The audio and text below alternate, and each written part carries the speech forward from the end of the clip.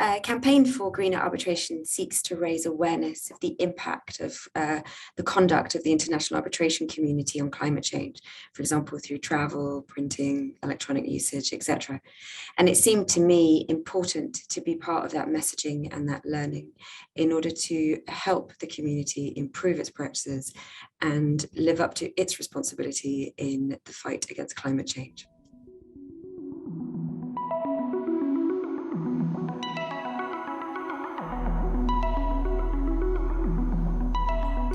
Sure. With Helene Laufer and Heidi Walsh, we together have brought international arbitration specialists from across Europe. So it's quite a large group of about 40. And the intention is to help the European international arbitration community learn and understand more about how we can contribute individually and collectively within our firms towards climate change mitigation in our respective practices. We put on events together from different areas within Europe to increase our learning and our understanding, because each jurisdiction, each area is at a different stage in the fight against climate change. And so the idea is to learn from each other, but also to support each other in accordance with where each jurisdiction is at in the fight against climate change.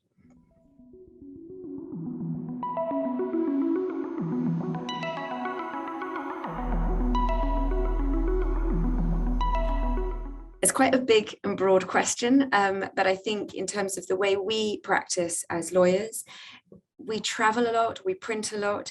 In effect, our practice is not entirely climate change friendly, and there's a lot more that could be done and that we can all do to improve in our practices. And law firms are increasingly looking at how to become net zero and more climate or energy efficient.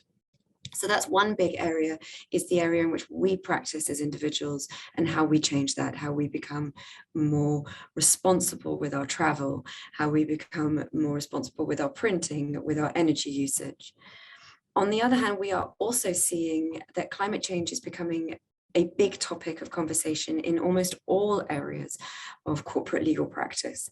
All my colleagues are talking about climate change, their clients are asking about climate change from the perspective of regulatory obligations, from the perspective of contractual obligations and commitments, as well as from disputes. So what we're seeing is that climate change is definitely keeping lawyers busy as the landscape unfolds and as we understand more and more clearly what our clients' obligations and risks are as climate change unfolds and as the science and the understanding improves.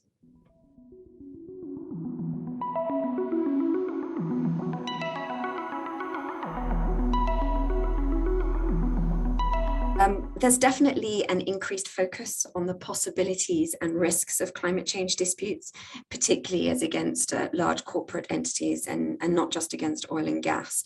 There is a move away or a growth from NGOs bringing claims to broader communities bringing claims against not just countries, but also against corporates. Climate change claims or claims with climate change elements within them are seemingly likely to grow, especially as it's a real area of focus, and especially as the science improves and as the case law and the legislation changes and grows. The English courts are becoming more and more focused on issues relating to climate change. For example, we see that in respect of directors' duties. And similarly, we see international arbitration tribunals are also becoming increasingly focused on climate change issues and have reported seeing an increase in claims with climate change elements within them. So in essence, I do see climate change disputes increasing on the horizon. I think that's almost inevitable.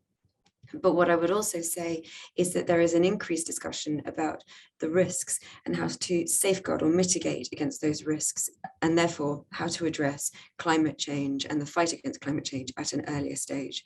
So the threat of disputes is at times resulting in a change of conduct earlier on.